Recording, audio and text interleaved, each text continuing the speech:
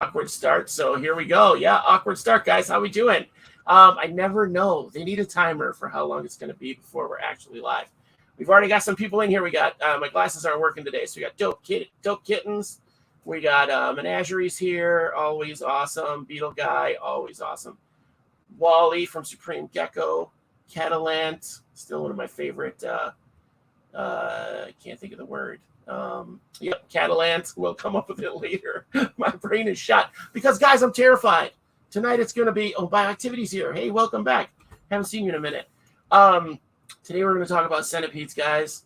I'm not going to hold one, so that's good news. Apparently it's another time zone, so I feel safe. I'm in my studio. I'm in a safe space.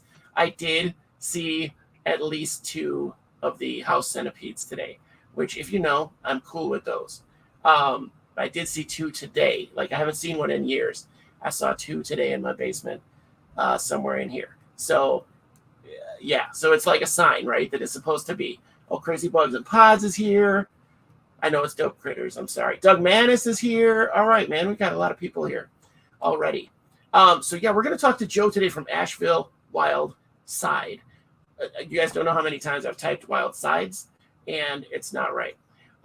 So we're going to get the name right. So, and we're going to try to give him a good time, guys. So let's do that. Let's welcome Joe, the bug guy. Joe, the bug guy. How are you? Hey, doing well. How are you? Good. Joe is also going to show us some live animals later, and I'm going to put him on the big screen. Okay. Put me on the little screen because you guys know what I look like. Okay. Wally's not cool with house centipedes. They're my favorite ones. Yeah, I like the scudigeras. There's a few species within that complex down in Southeast Asia that grow absolutely massive, like 5, 6, 7 inches in body. That's terrifying. No, that's terrifying. Yeah. They are so fast. They are so fast. Incredibly quick. The only thing I don't like about the Illinois house centipede is that it's the only bug that I've had run on me in the middle of the night. Yep. And you've never seen the show probably, but go back and watch all 150 episodes. They're really good. But I have a policy that I don't mind bugs on me as long as they were invited. Okay. Yeah. So as long as I was aware of it, if they're on me and I don't know, it's a problem. Yeah. Since doing the show, I kind of try to give it a second to be like, oh, what's this? But I don't like it. So Coral's here today too. We've already got a good crowd here. They're going to have some good questions for you, Joe.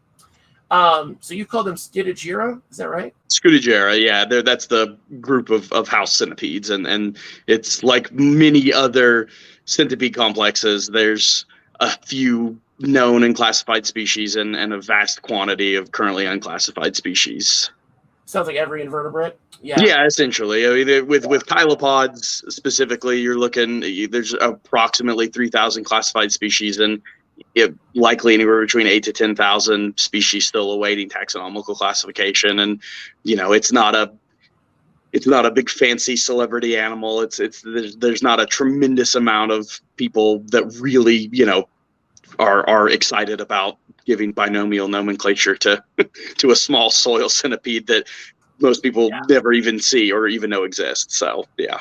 Right. There needs to be. You know what? There are watching this show right this second. There are people interested in doing that. They just don't have the education to do it. Right? Well, there's been a smattering of spiders lately named for celebrities: Aphonopelma Johnny Cash Eye and Heteropoda David Bowie Eye. And I always kind of chuckle at those names because they're somewhat funny, but what it does do is it draws the layperson's attention to these groups of animals that they might not otherwise be familiar with, and kind of provides that doorway, that entrance for someone to develop that interest. So it serves a purpose, and it's fun to say. So it's absolutely fun to say. Yeah. I was going to say Scudigira is I know I'm saying it wrong, but the way I heard it was Skitter.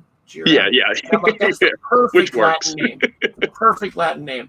Because that's what they do. And for the record, I'm not drinking a beer. I'm having a celebratory root beer because I got to murder a stump that's in the front of my yard today. I finally got it out of my yard. It's taken me a month to get it. Oh, damn. Yeah, and it's gone today. So we're celebrating. Excellent. So we're not going to talk about those today. We're going to talk about the big, armored, Jurassic, demon spawn that are your favorites, right? Oh yeah, yeah.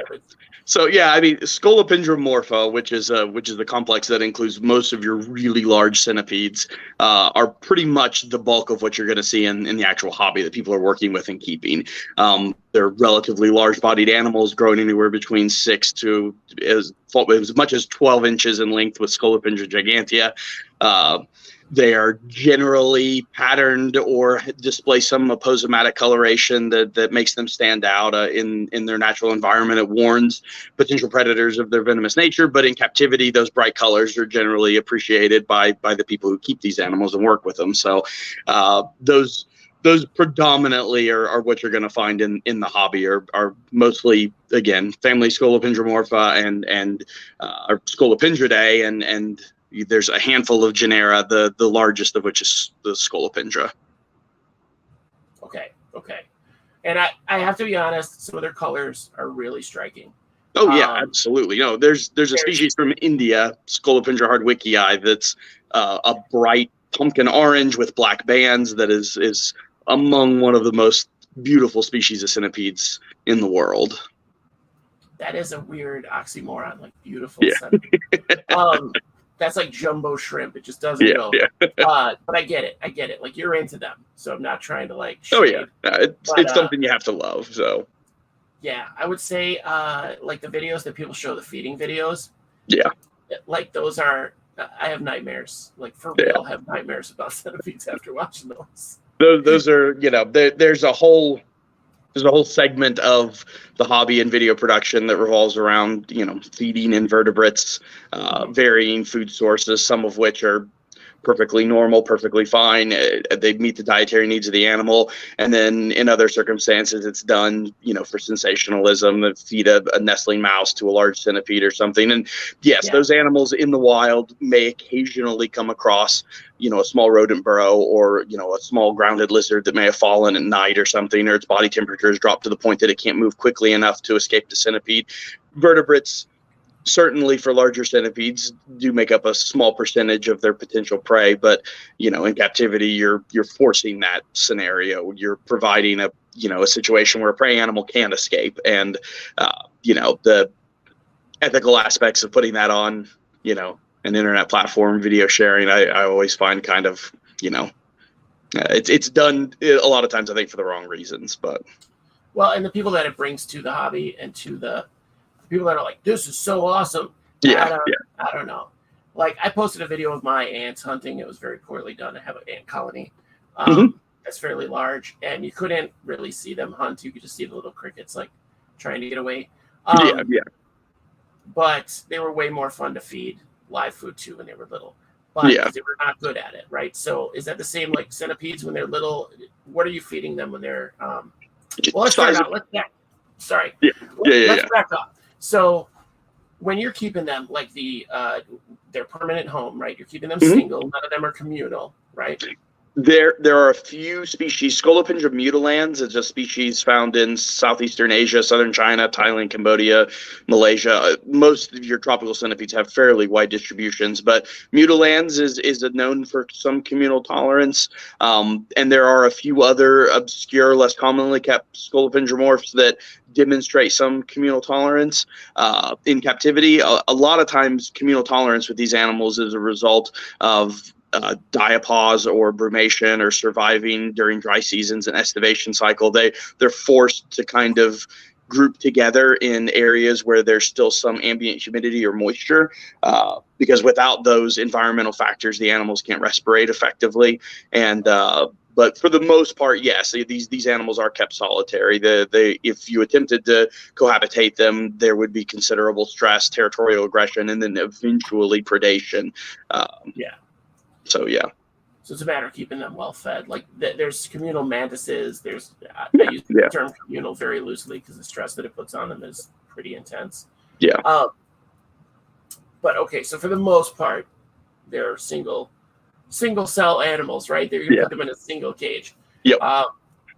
Or house them in housing, right? We'll call it a cage. Nobody. Enclosures. Enclosure. We've come so far. We use the PR term, Right. So we want to be, politically correct. So, so when you're keeping them, centipedes, now I know they're from everywhere, so there's got to be a pretty solid variation. They're an incredibly widespread group of animals. Centipedes can be found from as far north as the Arctic circles in Palearctic and the Arctic regions, down through pampas grasslands, montane regions, deciduous forests, grasslands, cave systems, deserts, tropical rainforests. If the environment has a prey source and some area for the animal to retreat during either cool or dry seasons, you can probably find some type of centipede. Of course, the centipedes that survive in some of these really harsh environments are generally small lithobiophates and stuff, small, tiny little soil centipedes that, again, go, without detection almost their entire life. There are a few species of desert centipedes, the most popular which found in the United States, scolopendra heros and heros castaniceps, which are found in the southwestern U.S. and northern Mexico, that grow fairly large. But for the most part, the centipedes that live in harsh environments tend to be smaller. Tropical regions tend to be larger, and where you find the true giants. Okay. And so their needs are very widely. Is that right too? It can. Most of the ones that we find in the U.S. hobby, at least being kept as pets, typically hail from tropical regions. And so generally, with the exception of a few North American species found in drier regions, most of the centipedes in the hobby are tropical in origin. So they, for the most part, have overlapping care requirements. Okay. And then Frank brought up a good question. So do they have some sexual dimorphism? Like, is it pretty hard to sex them? It can be. So there are a few groups of centipedes where the terminal legs, and we'll look at when we do like orient the camera around and look at some live centipedes, I'll point out some various aspects of external anatomy that are visible. But centipedes do have something at the back of their body, the last body segment, the last pair of legs is called a pair of terminal legs. And in some groups of centipedes, there is some dimorphism displayed based on the length or the structure of the terminal legs. But beyond that, for the most part, centipedes are very difficult to gender. There's a couple methods that have been pioneered in the hobby that allow the aversion of the gonopods. So like other myriapods, centipedes and millipedes both belong to myriapods. Like other myriapods, males have a reproductive organ called gonopods. But in chilopods and centipedes, they're housed internally. And so the only way for many of these bigger scolopendras, the only way to gender them is to manually avert or force the gonopods to avert out the base of the cloaca near the end of the animal's body. To do so, obviously, the centipedes are not going to cooperate. You're having to grasp and restrain the animal. You're applying pressure in uncomfortable areas. These animals, they're feedback response machines. That's a very predatory behavior. You're going to engage, not only you're going to considerably stress the animal out, but unless you've tubed it or something, you're definitely going to take some defensive bites, and you risk injury to the animal as they're attempting to writhe out of your grip. So a couple methods have been pioneered predominantly by hobbyists in Korea, Japan, and a few other areas where the animals can be rendered temporarily unconscious. One method is just utilizing a small amount of dry ice to displace oxygen temporarily until the animal falls into a state of unconsciousness and all of its muscles tend to relax, allowing those gonopods to be averted very easily. With just a small amount of pressure.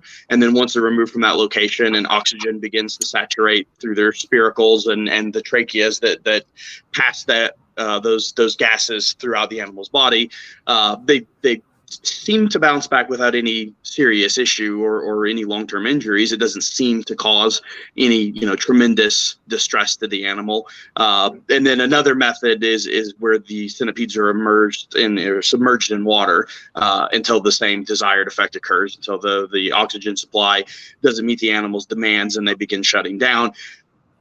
I find that second method to be kind of barbaric. You're essentially Yeah. you're waterboarding. You're drowning the animal. Again, the animals recover without any major incidents. They seem to bounce back and just go back to doing everything that they were doing prior to that incident.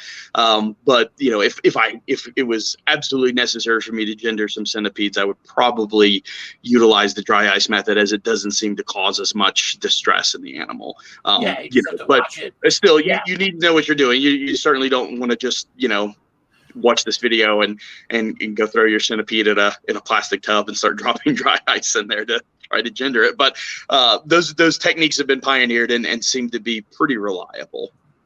Use dry ice and water, make it a lot faster. Don't do that. Don't do that. Don't do that. Remember, I'm the dumb one. What's funny is before you said to drown them, basically, they were already talking about it in the comments. Yeah. Oh, I mean, there's plenty of YouTube videos, again, especially of Asian hobbyists who kind of trailblazed this technique of them, just tossing the centipede in a bucket of water and waiting for it to exhaust itself, and then pulling the animal out of the water, averting a pair of gonopods, or in the case of a female, not averting a pair of gonopods, and determining the gender, putting the animal back in the enclosure, and 10, 20, maybe 30 minutes later, the animal comes back to consciousness and shakes it off and burrows back under the substrate. So I wonder how much pressure to use before you stop. We're gonna get it. I imagine it's I mean, their body, they do have rigid plates on their exoskeleton. Their body is a little bit more pliable than like insects, for example. So gotcha. Okay, so they have a soft underbelly, kind of. Yeah. Well, one of the reasons that they're so prone to dehydration is they lack a cuticle, and so they can dehydrate very, very quickly. They can lose moisture rapidly just through respiration alone, and so that's one reason why centipedes tend to prefer regions, even when species exist in areas like temperate woodland and semi-arid dry desert environments. Their microhabitat, the specific location that you're finding them, is always an area where there's some humidity or moisture present. So they're seeking out these locations, and when the environment allows, when it's when nighttime falls and the daytime temperatures aren't so punishing, they'll emerge and hunt, but they always return to these locations where there's moisture and humidity so that they can continue respirating, and not dehydrate to death. That's wild. Frank brings up something that Frank the Tank, welcome to the show. It's the first time I've seen him without Wally or Russ on. Now, I saw this in a video that was it was a David Attenborough style thing, so I think he was narrating it, but I saw a centipede go underwater to hunt. Yeah. There are a handful of diving centipedes, yes, yeah. Predominantly in freshwater cave systems and riverine systems that emerge from caves. They've witnessed several groups of chilopods actively hunting small freshwater crustaceans and insect larvae and even small cave-dwelling fishes. And I mean, realistically, centipedes hunt just about anything they can subdue. And so even in these very specific environments, their prey source can be quite broad. But no, centipedes have found ways to survive in very challenging environments. There's also a few videos of some centipedes at night climbing up onto openings of caves and kind of anchoring themselves with their back legs and their terminal legs, kind of really affixing themselves to a cluster of vegetation or an exposed tree root or a branch or something that gives them some verticality, and attempting to swipe at bats as they emerge to hunt in the evening. So they're quite capable of hunting and dispatching, again, a broad variety of prey. That belies a remarkable intelligence for to figure that out. Hey, there's bats here. I'm gonna hang with my entire body and try to snag one. Yeah, and then nobody told the centipede what bats eat. Nobody told them. Most bats eat bugs. No, they weren't paying attention. Yeah. Or they're just big enough that they're off the menu. So unreal. I mean, there are some really small bats. I get it, and I've seen crazy videos. I've not seen a video of a centipede doing that. I'm going to Google this, but I've seen constrictors and stuff Oh yeah, yeah. No, genus Morelia, a lot of your carpet pythons and stuff from Australia and Indonesia, and yeah, absolutely. We'll snatch and they know those locations. They return to them time after time because they know these are reliable hunting locations. They're roost, and yeah, it's pretty fascinating. I doubt centipedes are imprinting memories of locations, their functions. They have a small cluster of nerves that's a ganglion that's essentially functioning as a brain. It's it's interpreting external stimuli and then choosing how to react and respond to whatever that stimuli is. They're not learning machines. They're more feedback response. Okay, right. I'm not expecting them to figure out math or anything, which is good. I'll remember that I hate them. I won't go out of my way to kill one. I'll say that. I would just scream and run like my neighbor did when I grabbed a garter snake today. First garter snake of the year. All right.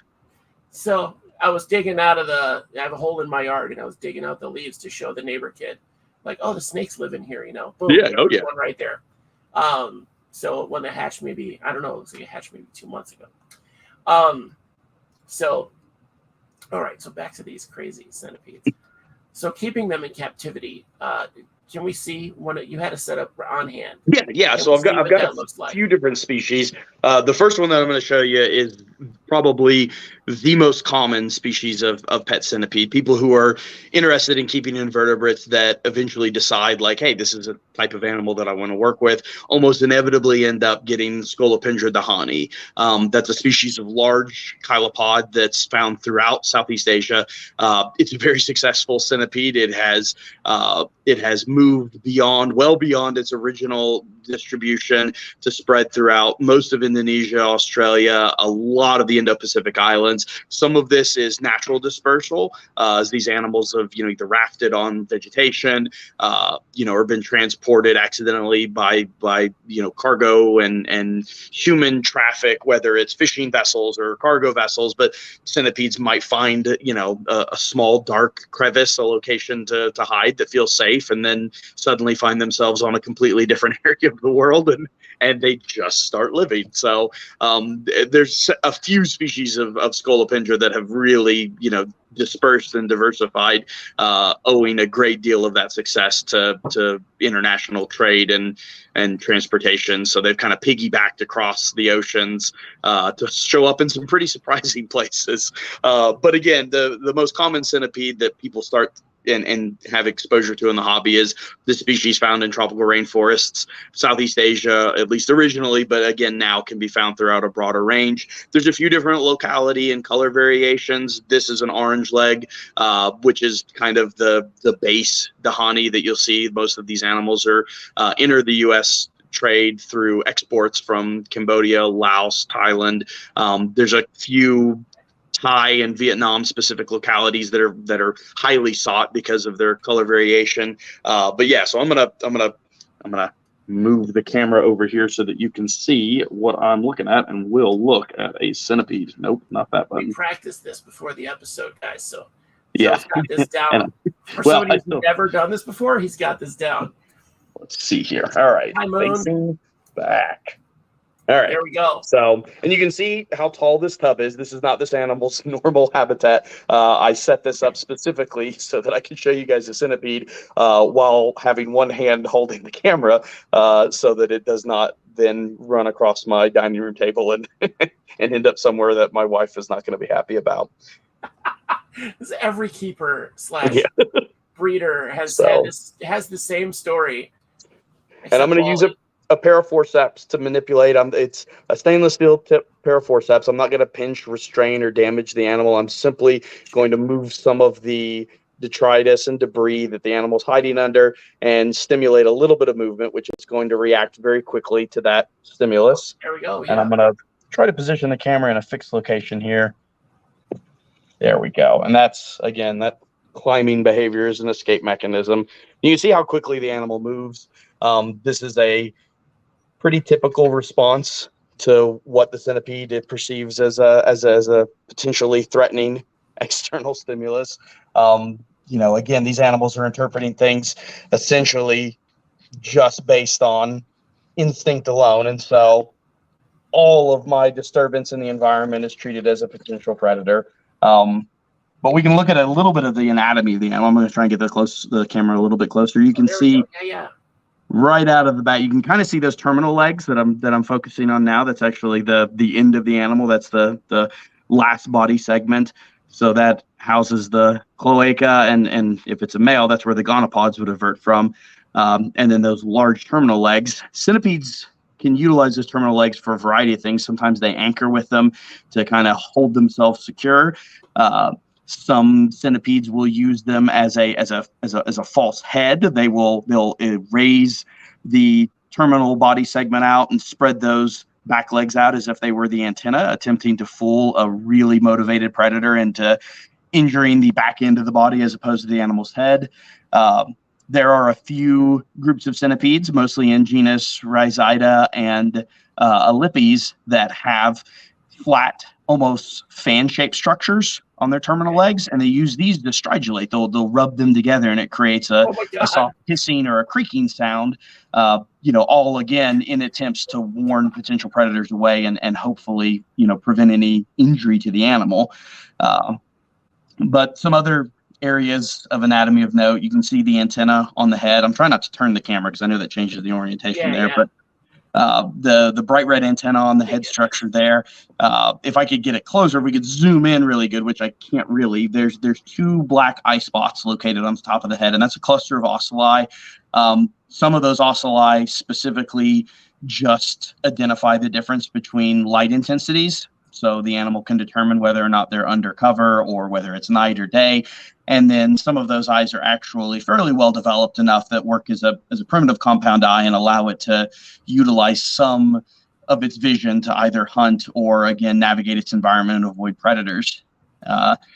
The centipedes, all centipedes have one pair of legs per body segment, which is one of the major differences between chilopods and diplopods being millipedes that have two legs per body segment. And the other, an anatomical feature that unfortunately I can't really demonstrate well because it's on the underside of the animal's body. The first pair of legs on all centipedes are modified into something called forcipules. And forcipules are modified legs that have a small venom production gland located in the head that runs venom of the very basic cocktail of proteins down the length of the forcipule and into a pair of very sharp penetrators that allow it to pierce hard exoskeleton as well as fingertips. So when people mention centipede bites, it's not really a bite as much as it is and a venomous pinch. Which is a pretty fascinating aspect. No other group of invertebrates have evolved this venom delivery mechanism. So it does make centipedes really unique as far as animal kingdom goes. Now, to be fair, I think a lot of other invertebrates have done that. It's called a fang, but they just did it wrong. Centipedes just did it wrong, or they did their own thing. They're like, I'm going to do this. They took a 430 million years ago in the late Silurian. The early centipedes were like, you know what? These chelicera are overrated. Let's figure out venomous legs. We've got a lot of them. Yeah, that's how centipede do. We're gonna have like grapple hook butt legs. We're gonna have gonopods that show up when you drown us, and we're gonna have a death hook. And and we're gonna constrict you too. We're gonna constrict you when we grab you. So Frank wants to know how deep this is. I know you said this is a temporary enclosure. Yeah, this enclosure, this is something I use for organisms that are either really fossorial. This habitat is 16 inches deep. And usually I use this for a lot of my theraphosid spiders that are fossorial that I want to give 8 to 10 inches of substrate depth to. So, but I set this up again and then moved my Dahani into this specifically so that it would not explode and run across my kitchen table. I saw it try, yeah. So they can't climb glass, but they could not jump, but extend over the top of it. Yeah, right? They move quickly enough, and that specific species is large enough that that trajectory can sometimes allow them to vault over the edges of habitats. So this is another species found predominantly in Southeast Asia. This specific locality is really unique. This is Scolopendra subspinipes, which you will occasionally see Dahani misidentified as. Subspinipes tend to be a little bit smaller than some Dahani. Again, there are a tremendous amount of locality variations as the animals are highly successful. There we go. But this is Scolopendra subspinipes, and this locality, this banded locality, specifically found on the island of Hawaii, which is not part of this centipede's natural range. These animals migrated with the assistance of again, human traffic and predominantly international cargo trade. These animals moved throughout Southeast Asia, Indonesia, and have now firmly established themselves on the island of Hawaii. And that's this specific banded variant is kind of popular because of that unique regional variation. Can you get a little closer to him, Joe, like slowly? Sure. Yes. I want to see that. I can't really make out the bands. I don't know about you guys. My internet sucks, but oh, there we go. God, I'm gonna have the worst dreams tonight, you guys. This is gonna be so bad. I wish I could describe to you how skeeved out I am. This one's actually being really calm. This is not typical of of a lot of scolopendra behavior, at least not the Asian scolopendra. There are a few species of South American scolopendra, predominantly Scolopendra gigantea, which is the largest extant species of centipede, and Scolopendra galapagoensis. Both of those are found in parts of Peru, Ecuador, small ranges of Chile, and throughout some regions of Western Brazil. But those two species of centipedes tend to be a little bit on the calmer side, whereas a lot of your larger tropical Asian species tend to be a lot more like almost spastic and quick defensive behaviors. But I did want to show this is kind of a very rudimentary, very basic centipede habitat. They don't really have a tremendous amount of needs. Again, as long as you're meeting their basic needs, the animals are quite content. You want an enclosure that provides the organism with enough floor space to engage in their normal behaviors. They're quite active animals, especially at night. They're pretty fiercely nocturnal, but at night they emerge and they'll patrol their habitat, hunting for prey sources. They'll occasionally do a little bit of modification. They might move some substrate around. They might hollow out some openings or burrows that they can use to quickly drop down below the substrate layer. But this is essentially what a ideal centipede habitat looks like. You've got an enclosure. I utilize plastic tubs for a couple reasons. One, I have to house a vast quantity of animals. I have hundreds and hundreds and hundreds of adult invertebrates, and so space becomes a big issue for me. I need things that I can stack and things that go on a shelf really well. So plastic tubs work for that method. They're also inexpensive, and they're also really good, especially for species that need, continuous humidity. They're very good at keeping humidity in. If you set this animal up in a glass aquarium with a screen lid, you're going to constantly be combating humidity loss. But in a plastic tub with a few air holes to allow some airflow and oxygen exchange, you can keep the humidity regulated and pretty stable with a minimal amount of effort. But this organism, this subspinipes here, this is about a 4 to 5 inch animal. So this has got about 3.5 inches of substrate depth. There's some flat pieces of bark that the animals can quickly escape under. There's some leaf litter, just things that are providing some occlusion, some visual barriers. It helps make the centipede feel a little bit safer and in their environment. A shallow water dish. Most of their moisture needs they get directly from their prey source, but they will occasionally drink from standing sources of water. More often than not, they just fill it with substrate.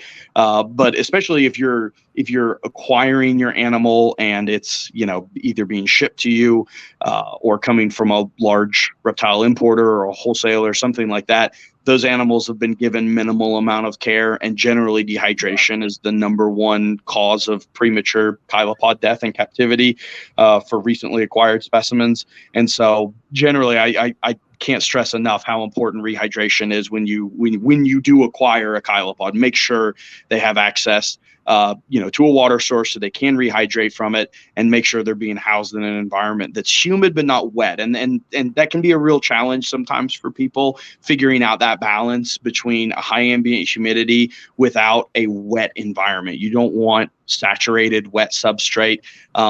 Soggy or swampy conditions will very quickly lead to respiratory complications, sometimes even fungal infections in the spiracles.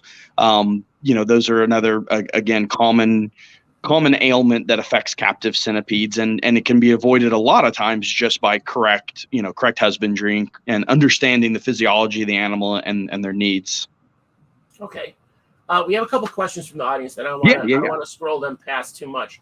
So Frank Diletank is asking what the biggest or the longest lived individuals, like what would be the longest lived species or one of the longest lived? So any of your larger scolopendras will typically demonstrate a longevity of around 5 to 10 years.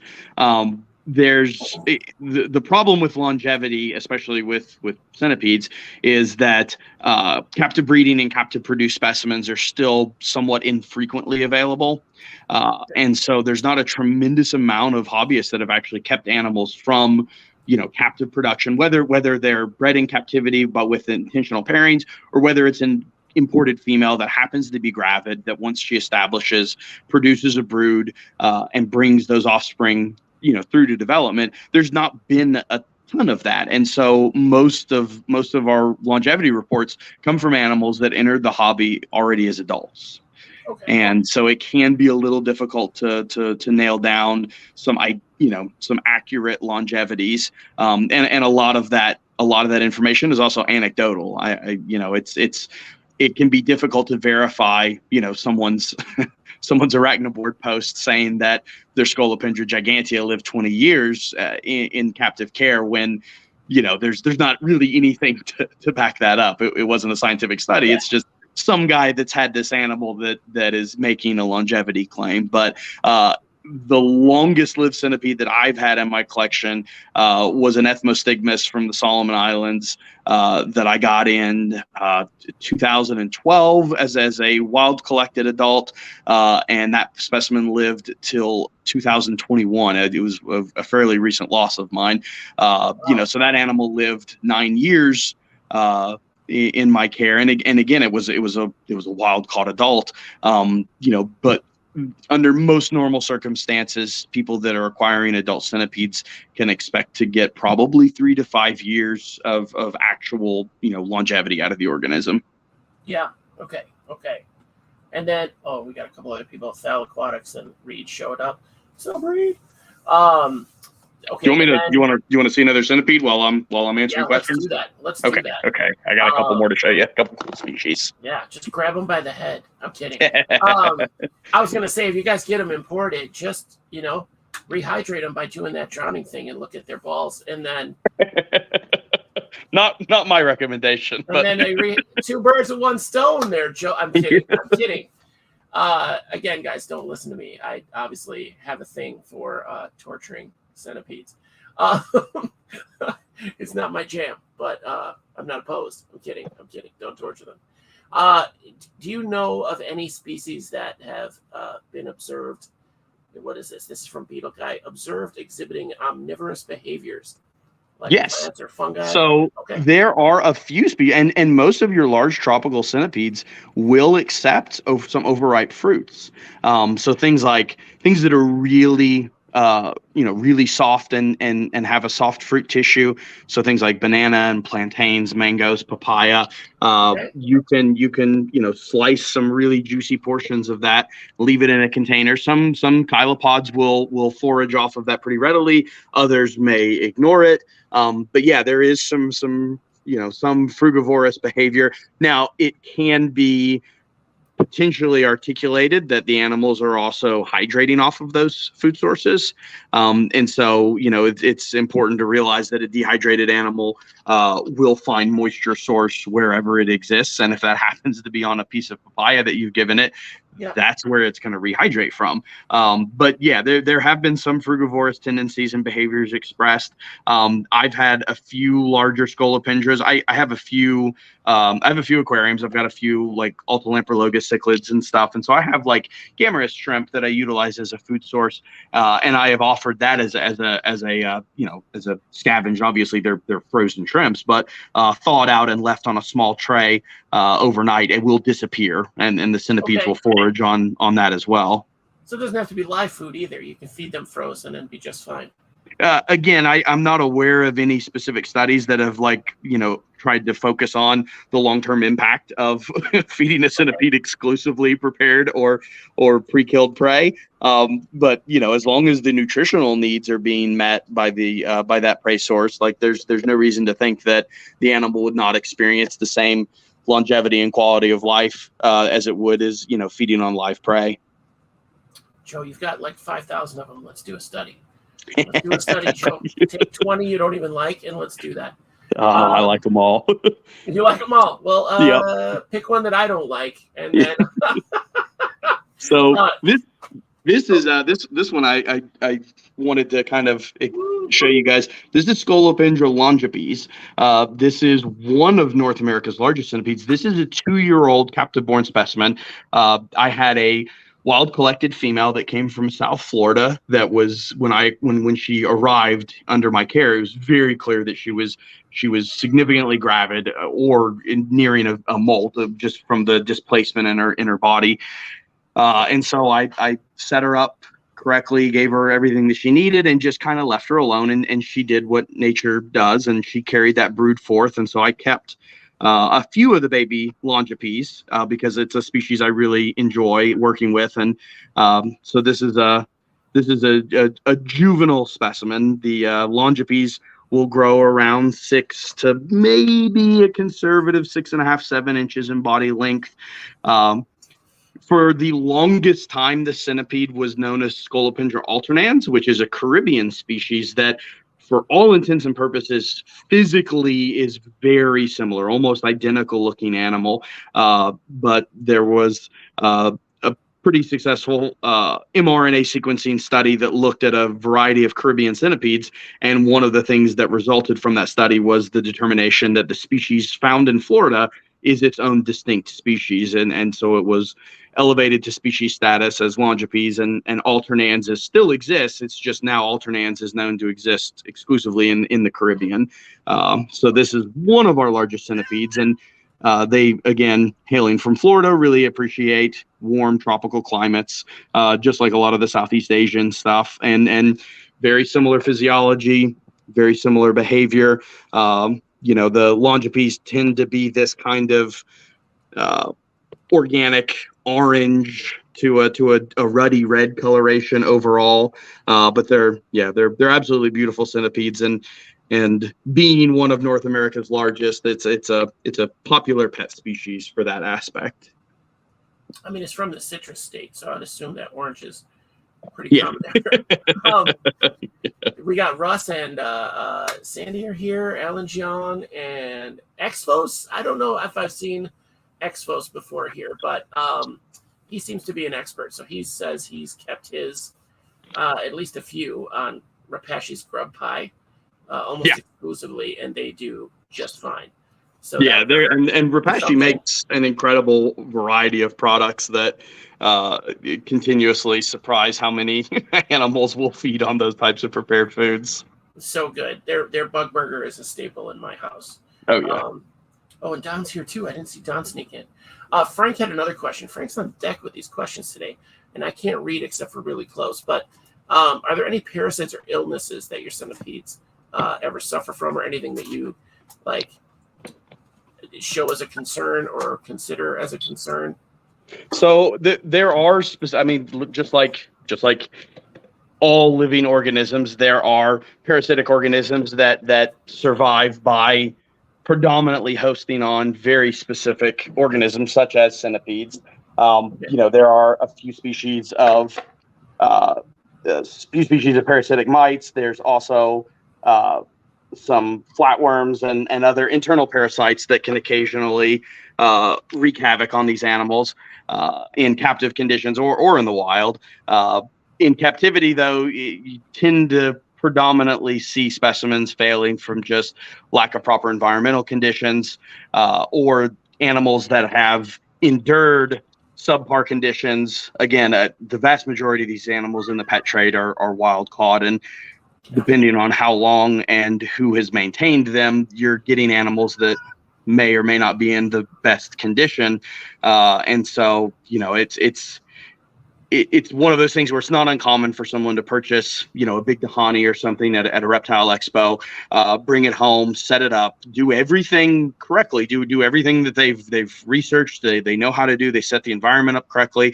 And despite their best efforts, the animal ends up perishing within a few days. And that can be really disheartening, especially for hobbyists who are inexperienced with these animals that are excited and getting into them, to have that initial experience end so quickly and negatively, can sometimes really sour somebody's experiences with these animals. And again, a lot of times that's purely the result of just long-term improper care with the animals. There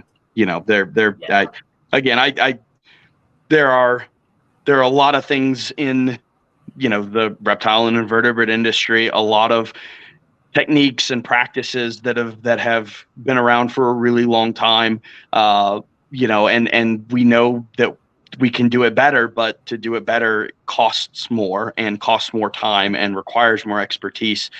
And when you're dealing with animals with a relatively low price point, the motivation for really big importers and wholesalers to maintain these animals correctly just isn't there. I mean, you could set up, 500 Dahani in 15-quart sweater boxes that are properly ventilated with depths of substrate, and, or you could throw them in a 16-ounce deli cup with some wet paper towels and, weigh the pros and cons versus how quickly they perish and how quickly they sell. That's the balance, right? You want to get them out the door before they become a burden. Again, when you've got a profit-driven industry like that, then that becomes the priority. So, but it's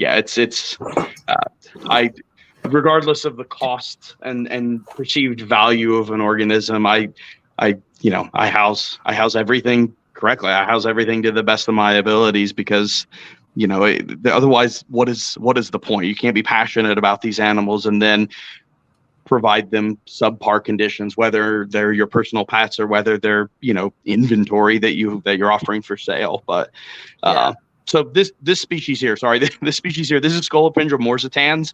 Morsitans originate in the sub-Saharan Africa. They're an incredibly widespread centipede found in tropical forest environments, dry semi-arid grassland.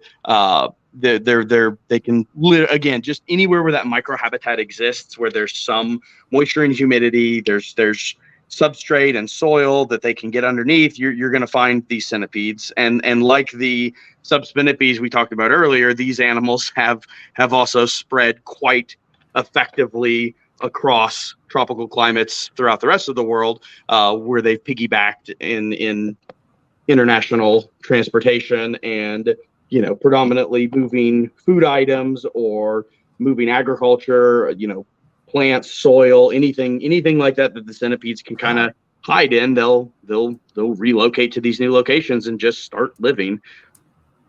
Oh, look at that scary bastard!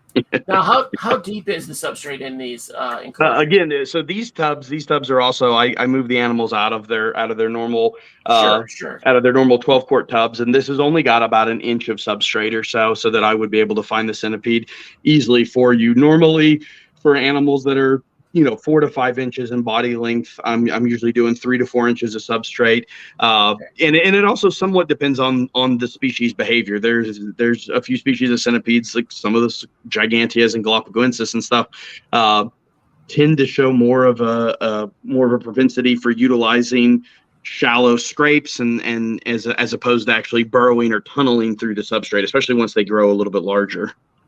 Okay, now do they in that substrate, do they like a millipede? Do they burrow to molt, or do they just molt? Generally, they will. Generally, they'll dig down under the substrate. But I have witnessed a few surface molts before. Whether that is the result of just a stress reaction, or even just the environment happens to meet their needs, and they're going to molt right then and there. But I have seen a few surface molts. But typically, yes, they'll burrow under the substrate, or at least get underneath debris, flat pieces of bark, something that kind of provides them with a modicum of safety. They're incredibly vulnerable during molting. They're also vulnerable after a molt, and as that exoskeleton is slowly hardening, they're much more at risk of predation. That's wild. And I imagine, do they molt in one big piece, or is it just like Yeah, pop off one segment at a time? It looks like a it looks like a used condom when a centipede has shed its excuvia, especially if you get it quickly. It tends to be wet and pliable, and it's normally just a long sheath. So yeah. I just imagined the most terrifying penis in the world that would use that condom. Sorry guys, if your kid's watching this, I'm really sorry, but I had to use the word again. Rotate this back around. Hey, there we go. We had an episode that was devoted. It was just me talking about the weirdest penises in the animal kingdom, and that just won. I know it's imaginary, but that just won. That beat the mollusk that we had that threw its arm.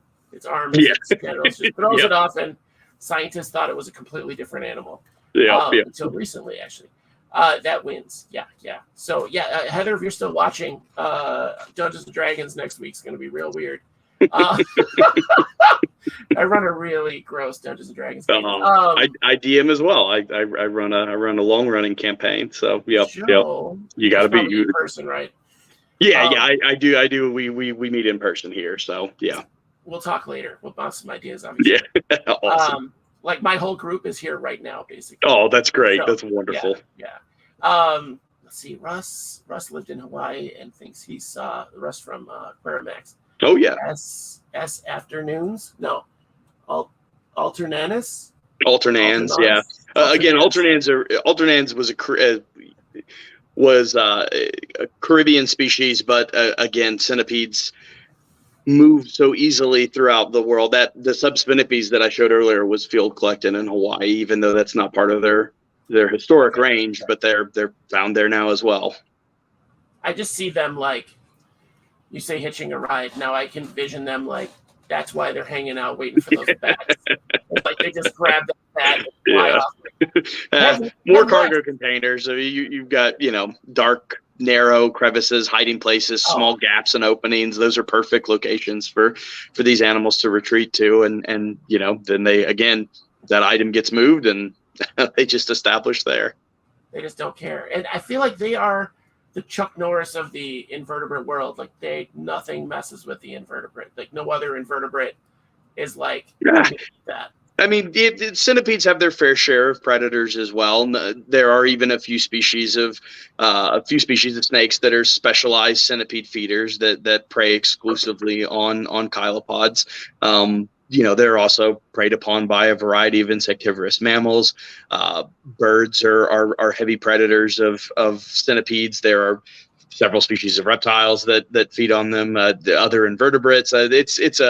It's a very dangerous world for chilopods, which is one reason why you see, again, these really heightened defensive responses. They have to have this explosive reaction in order to ward off potential predators. And again, many of the tropical species are colored or patterned in a way that lends itself to aposomaticism. They're trying to advertise, visually that that they have a toxic element to them, and sure. Hopefully avoid those interactions. They're just so crazy. Yeah. I can't get over how fast and how like they're so fast and so shiny. Yeah. They always look like they're wet, which freaks me out. Like that. Yeah. There's a species of isopod that everybody loves, and I don't like them because of that feature. Like they just skeeve me out, and they're pretty, I guess, but they always look wet for some reason, and it's like, why Why do you need to look wet? What's the deal with that? I don't know what that adaptation is. Like, do you want to look slippery? What's the story? Yeah. So it's just weird. So now feeding, how often are they eating? So chilopods, like many other invertebrates, have a really efficient metabolism. These, especially adult animals, they're predominantly done growing. They'll continue to molt periodically, but it's not nearly with the frequency that you see with juvenile specimens that are actively growing and kind of racing to maturity.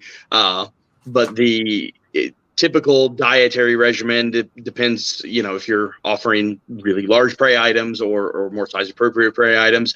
I tend to feed my centipedes. I tend to offer, size appropriate prey items around twice a week or so.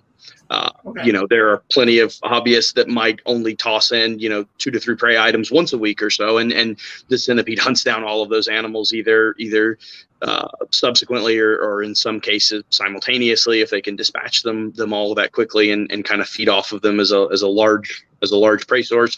If you're feeding something really big, you're not needing to provide as quick of a nutrient source as a follow-up meal. But invertebrates as a rule are really vacation friendly animals. These are predatory organisms.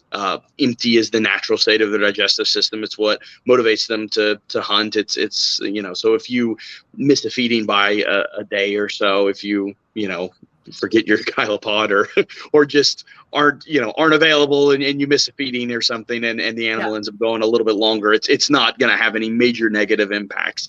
Again, depending on habitat design, if you've got something that's allowing a tremendous amount of humidity to escape, you're going to have to be a little bit more conscientious of those environmental factors. But as far as feeding goes, they're pretty forgiving. Cool. I was going to comment earlier and I forgot. You were talking about the benefits of the tubs. And I see that you use the translucent tubs as well, like not the ones. I feel like that's a good, not safety, but security measure for them to feel more secure. You are able to spot where they are before you open a lid. Oh, no. I mean, not for you, but for the centipede. More calm. There's not a lot of light change and shadow play, as much as if it was clear.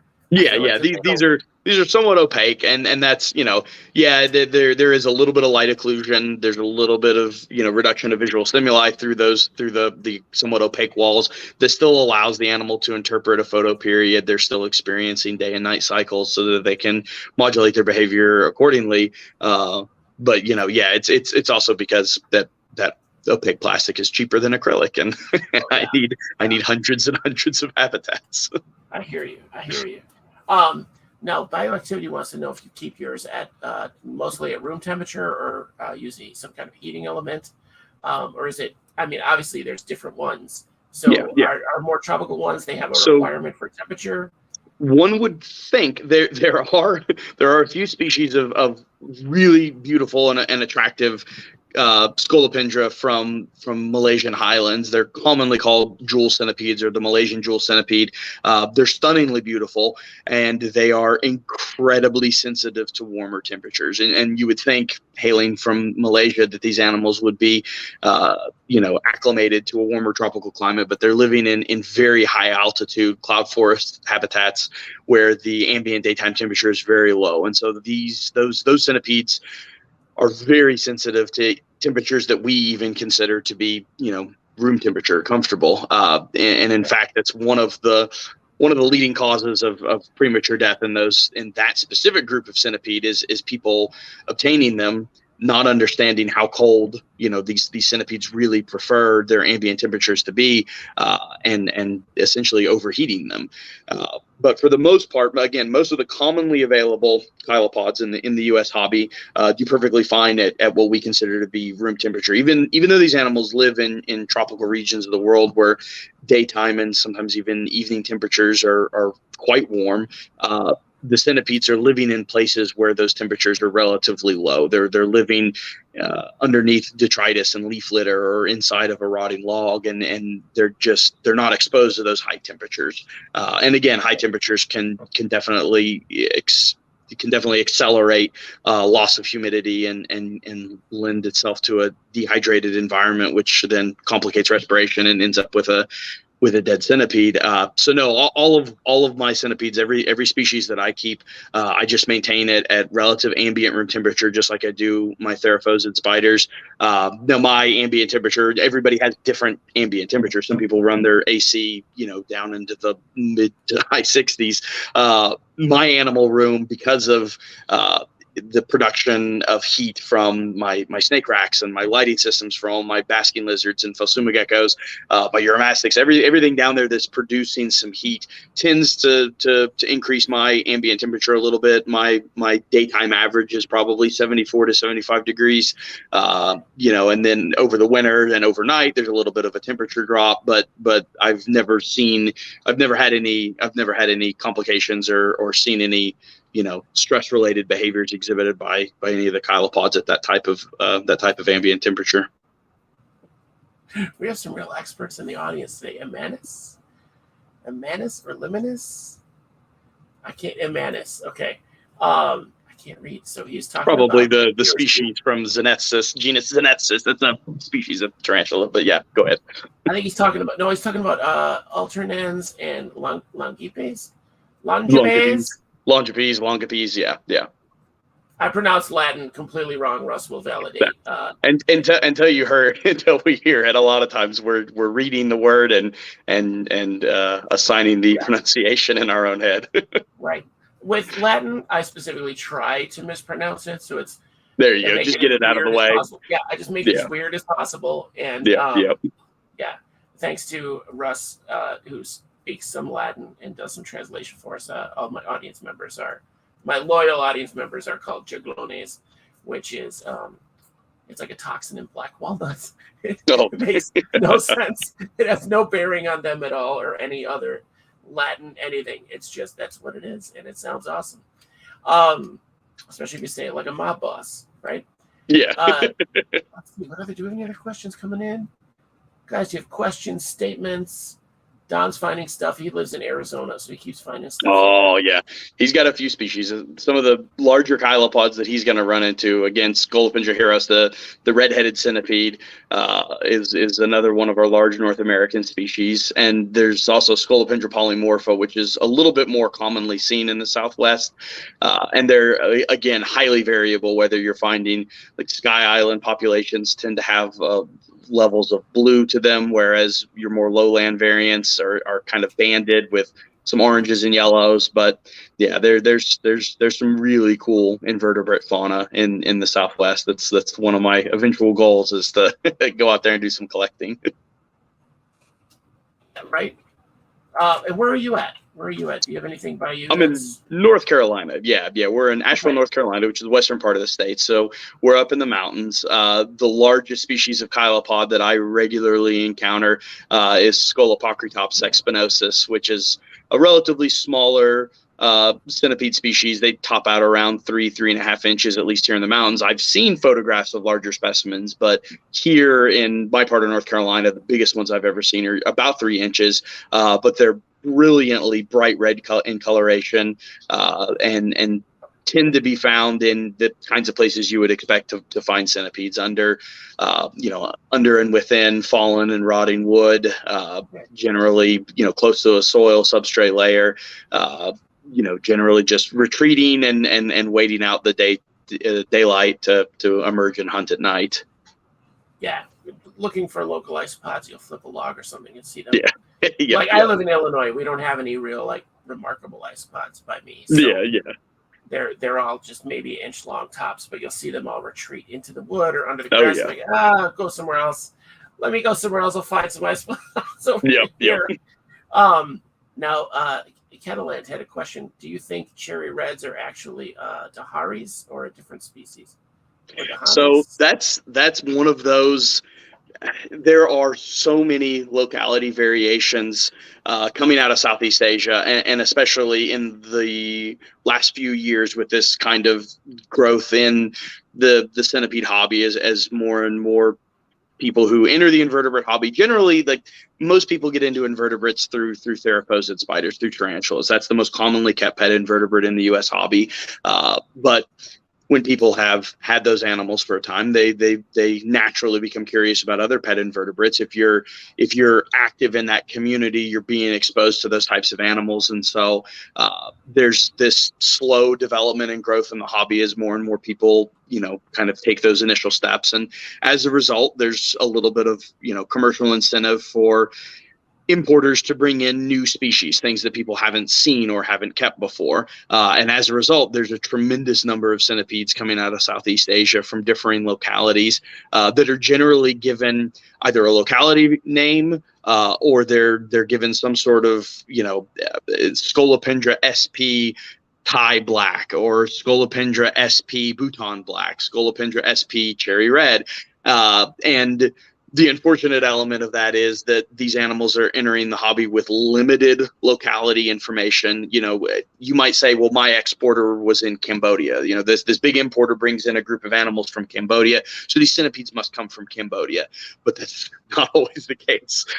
Some of these networks of field collectors are working across a broad geographic range, and it might just be that company that's based in Cambodia has a really good relationship with their local export officials, and so these animals might be coming from a variety of sources. These happen to be leaving Cambodia and arriving in the United States, but that doesn't always mean that that's where these things are coming from, and it has complicated a tremendous amount of taxonomy.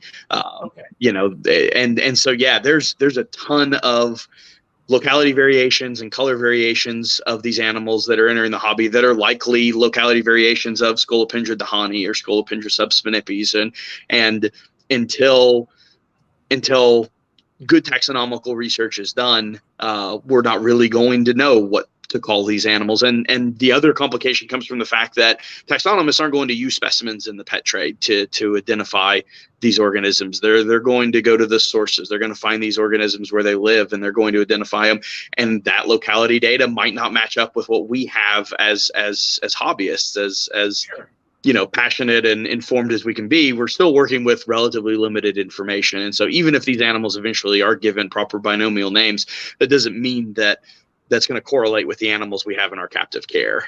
So there's a ton of work to be done, and that's a facet across the board with invertebrates, whether it's tarantulas or scorpions, roaches, isopods, chilopods. It's there's a lot of unknown species out there that we can generally iron down to at least a family, sometimes a genus. Beyond that, it's we're picking a name, or the exporter is picking a name, or the importer is picking a name, and that just kind of becomes the trade name of the animal. It's wild. So now, my very good friend Coral, whose birthday was the other day, happy birthday! Happy birthday on Easter. So not always Easter, I guess, right?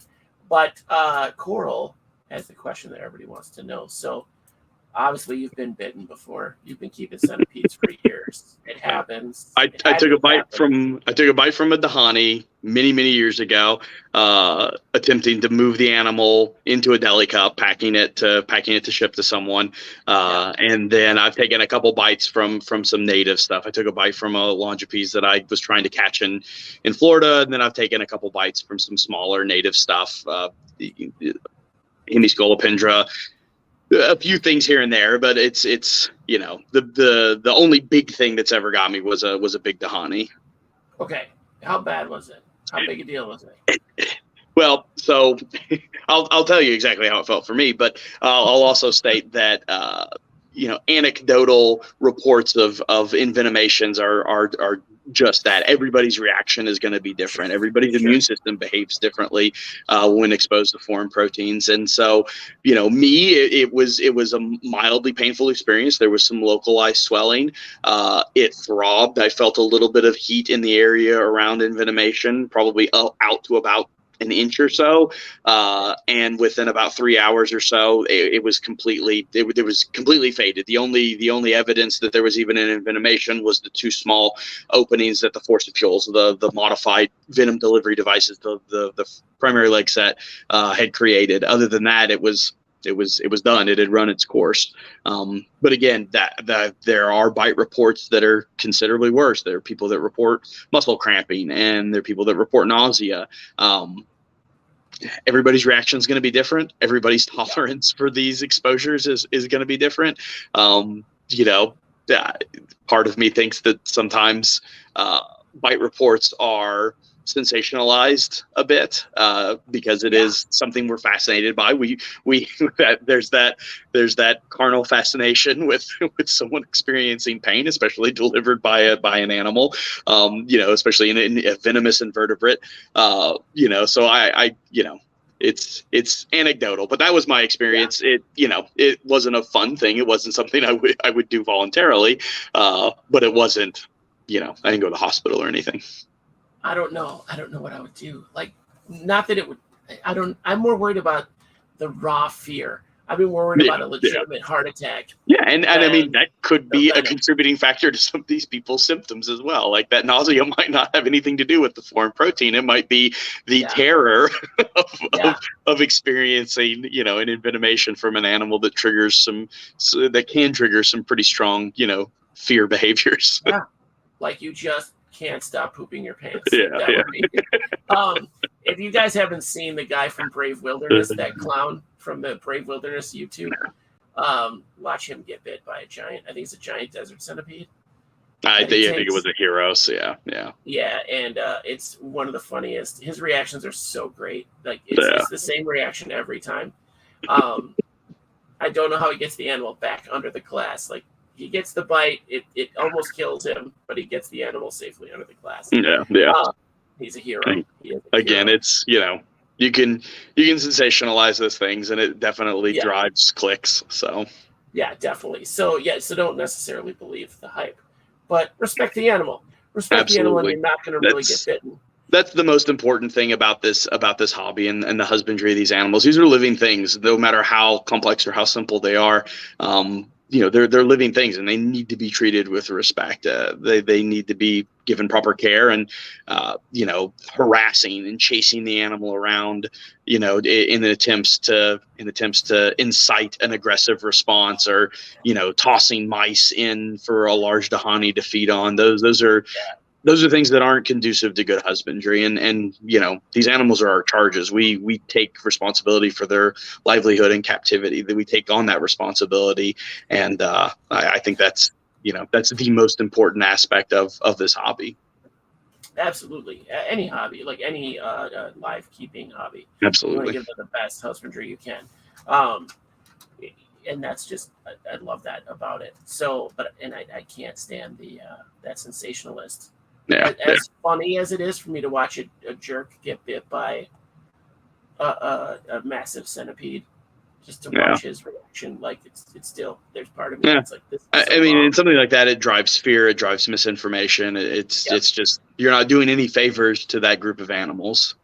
Right. And like I said, while I can't stand them and they terrify me, like I don't ever go out of my way to try to smash them. Like, I let them be, as long as they leave me. They just want to be left alone, and they will go about their life. I mean, these animals have been on the planet since the late Silurian period. These organisms have survived so many mass extinctions, and will be here long after this planet no longer hosts our species. So someday I'll make that bounce back, and everything will be jungle. I saw that on Discovery Channel. Just be huge centipedes again. Don, Joe does keep tarantulas, but we're not going to get on that tangent again. Joe and I got on that tangent right before we aired tonight. So I'm more than happy to come back and share some of my spiders. That would be excellent. I don't have any more questions about general husbandry. I know I missed some stuff. I'm getting, the notes I'm taking is not envenomation. Humidity is the key factor. Like, that's literally and again, most important thing. Balancing humidity with moisture and good ventilation. You can go too far in that direction, chasing an ideal humidity and result in a wet saturated habitat and a centipede with a fungal infection in its spiracles as a result of that pursuit of humidity. But it's balancing those factors. But so menagerie, we're going to get into what else Joe keeps, but it's everything. It's my everything interests are but broad and slugs. reflected in my collection. So yeah. Yeah, snakes. Apparently, there's uromastics in there I didn't hear about, but Yeah, I've got a group of bunch of uromastics ornata. yeah, a bunch of invertebrates. I don't know. Reed, crossbreeding is a touchy subject. So, have you ever tried to crossbreed any of the species, or No, not at all. And that kind of goes back to the aspect of the lack of good taxonomical information on some of these animals. Sure. There's a very good chance that many of these distinct localities or color variations will eventually one day be determined to just be that, locality variations of other species. And you know, if you bred an orange leg dahani to a Thai black dahani, like you're not committing these, you know, serious fouls. You're not hybridizing the animals. But until we have that taxonomical information, you know, it's best to keep these organisms separate if you are pursuing captive breeding. And again, with chilopods, that's something that's very much in its infancy. You know, it's one of those kind of frontier aspects of invertebrate husbandry. Most captive produced centipedes are captive born. They're the result of wild collected gravid females that come into our care that continue to develop a brood, and if they're given the proper conditions, if they're cared for correctly, they have a safe, secure environment where they feel that they can bring that brood to fruition, they will. And then those animals will generally, you know, thrive in captive care. But, you know, true captive breeding of chilopods is still something that's not very commonly seen. Again, there's Scolopendra mutilans being a somewhat, you know, being a fairly communally tolerant species. It seems to occur with much more frequency just because you can house multiple individuals together year round without any, you know, major risk of cannibalism. And so, you know, those animals seem to certainly culture just based on that communal tolerance. But yeah, when it comes to locality variations, me personally, even if it was determined that, say, something like the cherry legs were just a group of dahani, that's still a geographically unique group of animals, and you know, you're not benefiting the animal or benefiting the hobby by diluting that locality variation that only exists in a certain region by attempting to pair it with animals from different localities that have a different phenotype, even if they are, you know, genetically identical organisms.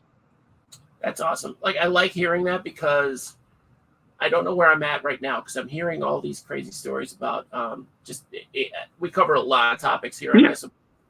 But there's so many different species that people are crossbreeding now. Yeah. And I don't know, like, I'm just finding out about it. I don't know if it's like underground or it's brand new or whatever, but I'm just finding out about it. I don't know where I sit on it. Yeah. Where I sit. Hybridization occurs, I mean, obviously in domestic animals pretty frequently, but with, you know, with exotics, like one of the great examples of captive hybridization is with Lampropeltis and Pantherophis crosses.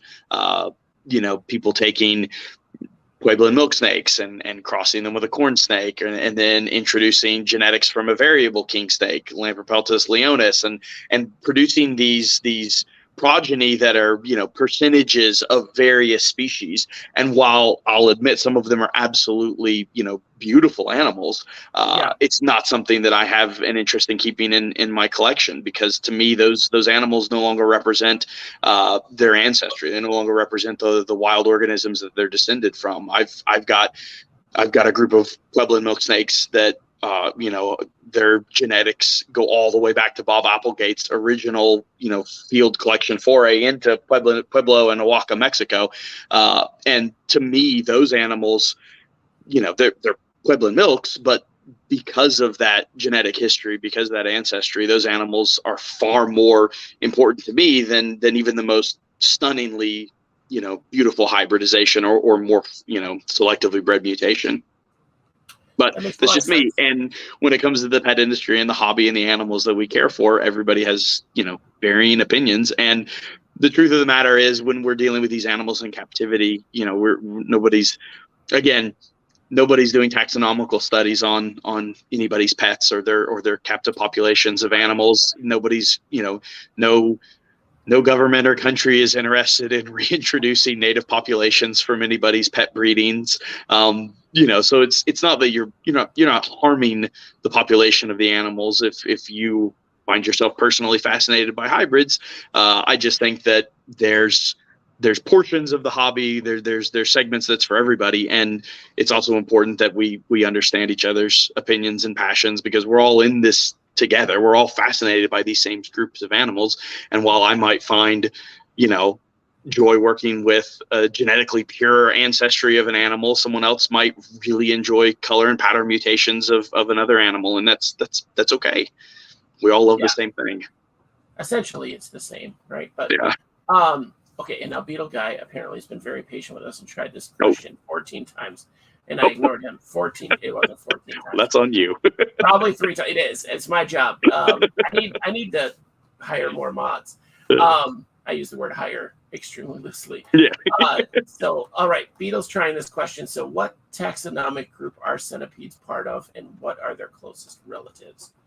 So, centipedes and millipedes together are myriapods.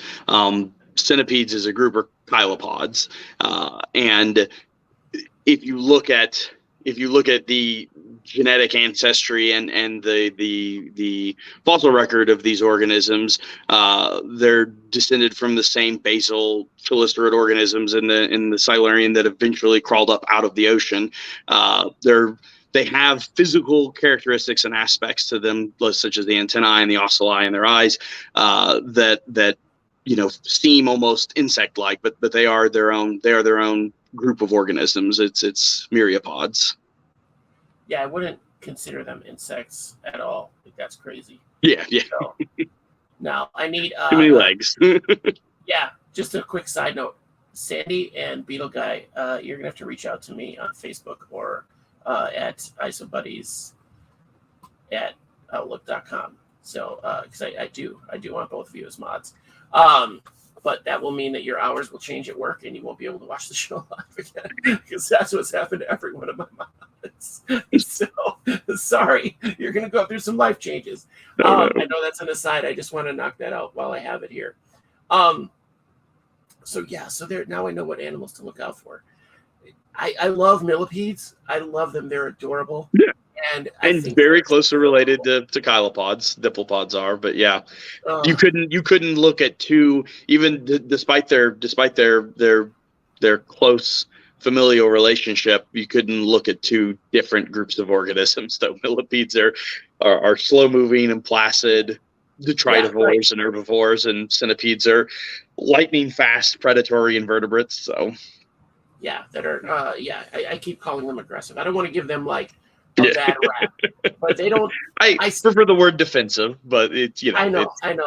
I still think their fight or flight is like, no, we're going to duke this out. Like, you're going to learn a lesson today. Yeah. You're going to come away from this scarred mentally and physically, and I'm going to survive. Or I'm going to outrun you. Like, that's their thing too. When that one did one of them in the video, I didn't want to stop you because you're really good at explaining what's going on, but did the one, I don't know which one it was, but it was orange, and it looked like it jumped out, and you just kind of flicked it back in? Oh, no, when I went to open the lid, apparently that Morsitans had found a way to get up on those tubs have a small indentation, I guess like a small handle or something, and that Morsitans had been able to climb up and was currently perched right there, and I just encouraged it to return back to the substrate. So, encouraged it. I love it. I was watching comments and I looked and I saw your hand like kind of in fact, and I was like, what just happened? You can see it has returned to that location. And it's because it's dark. There's a little bit of a latch handle there that kind of occludes light. And so it's dark, it's tight. It's the perfect little retreat for a centipede. It's why I don't use these tubs to actually house the animals long term. The ones I use don't have the same indentation here. But again, I threw these together real fast just to have something to display the specimens in where I could find them easily without boring you with 3 minutes of me just digging through substrate. which, that happens. That happens Yeah. with isopods all the Oh, time. yeah. Isopod people understand. Some of the most aggressive arthropods. Yeah, I think centipedes are probably some of the most aggressive arthropods. And aggressive is in quotes. Aggressive is in quotes. Yeah. They are murder machines. Now, they are, I know I've got you on way too long. One of the other things that fascinated me about them, honestly, was that it looked like the females that had babies were like care for them for a little bit. Yeah, there is well, and it depends on the group, but scolopendra morpha, the scolopendra millipedes being the most commonly kept groups, do engage in some protective maternal behavior. Females typically wrap their bodies around the egg mass. They will defend them from predatory encroachment. They will periodically clean the ova, especially in attempts to prevent things like fungal infections or fungal growth or development on any of the ova. So there's some maternal behavior exhibited by these animals. It's generally dissipates very quickly once the brood emerges and hatches. And there are within centipedes there are a few species that engage in matrophagy, where the offspring begin feeding on the mother's body. There's and this is also exhibited in a few groups of spiders, mostly genus like Stegodiphyus is really popular for it, where the onset of emergence, the actual hatching of the organisms and molting into their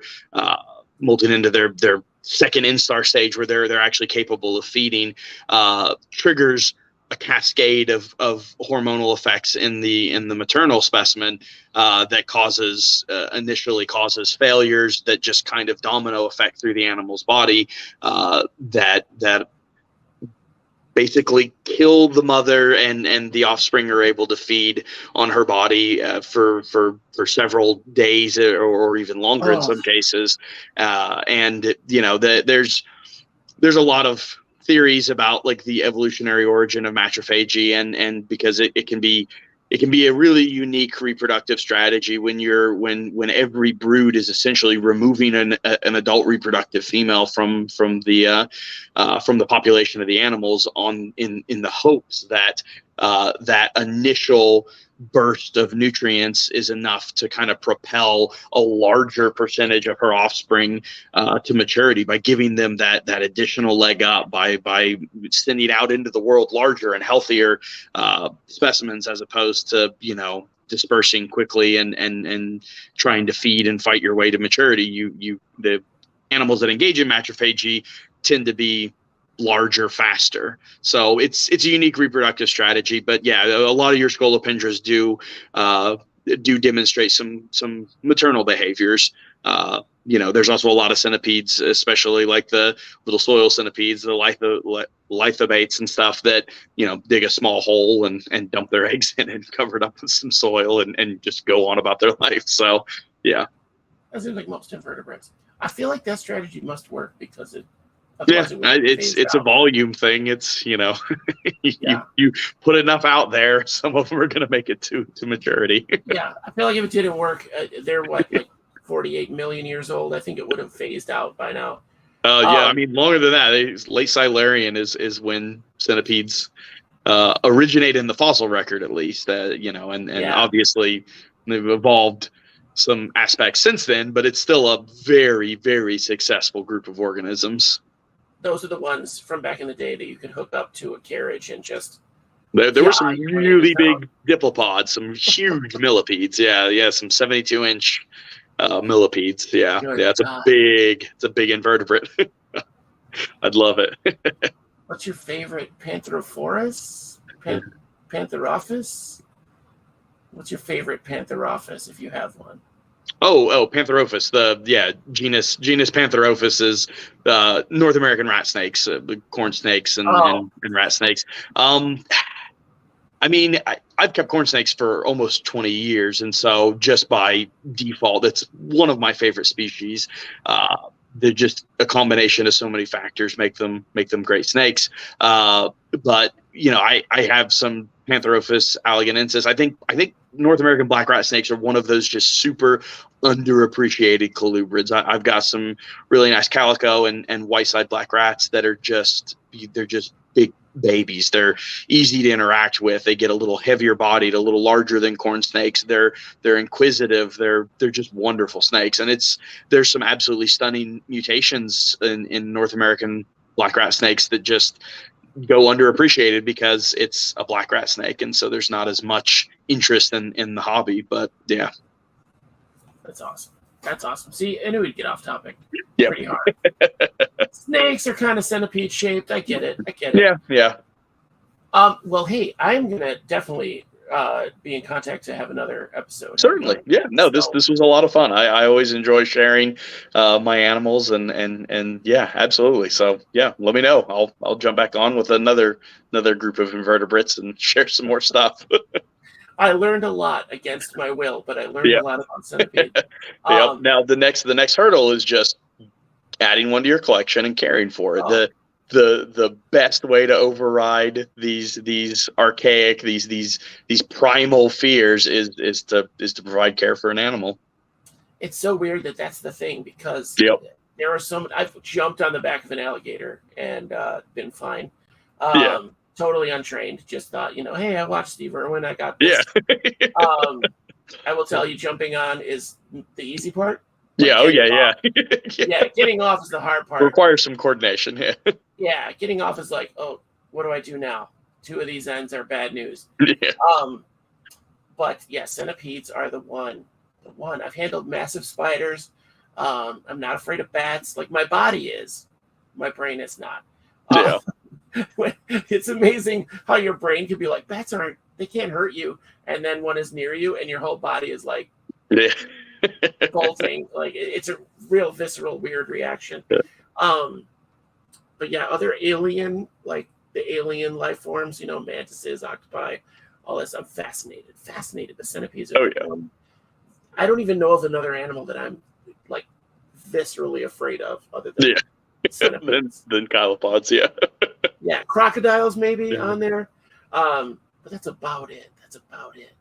But anyway, this was great. Thank you so much. Yeah. So if you want to hang out after, I have some questions for you. Okay. But so just if you want to hang out in the green room while I end this out, I think we had a good run. So awesome. Well, this was a lot of fun. Thanks so guys. Much, and we'll be back soon. All right. I'll be right back. Guys, I learned a lot, not just from Joe, but from Xfos or Zvos. Zvos? I don't know how to say that. XP Hose.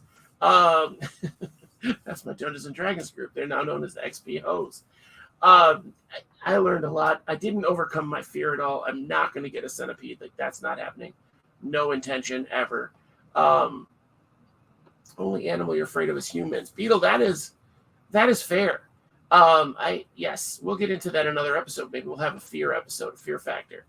I said it right the first time, Xfos.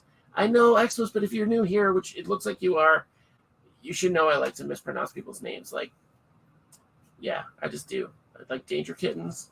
Or I forget it already. Anyway, it was great. I learned something. Next week, I think we have Wally on next week. And we're going to talk about some good stuff. We're going to talk about budgeting, you guys. Budgeting. I believe that's next week. Let me double check. That's my calculator. And nope, it's TJ Umbrell. We're going to talk about Harvestmen. So totally different. We're going to talk about our awesome daddy long legs. So join us then. If you haven't already, like and subscribe. We have a Patreon. I'll probably put that in there. If you're not a Patreon, you're still cool. If you are a patron, God bless you. Thank you so much. It helps us really do what we do. We're kind of at a stymie place right now with what we have available. But we're making those funds work. So I've been putting them towards the 100-gallon because the Utah trip is on hold for now. So, that and harvesting stuff myself. But more on that later. We're going to have that. We're going to start doing more of these business features where we get a business person on, somebody with their own business. If you know someone who would like to do business features, they'll be on Thursday. They'll be much shorter. I want to know what makes their business special, what makes their what's the word I'm looking for? Like their mission statement work. So if you know someone who's interested in that, let us know, or let them know to reach out, or let me know to reach out. So other than that, guys, have a great day. I hope you learned something from either me or Expos or Imanis. I think it was Imanis. Very, very in-depth stuff there. So see you next week. All right, have a good one, guys. And now it's going to be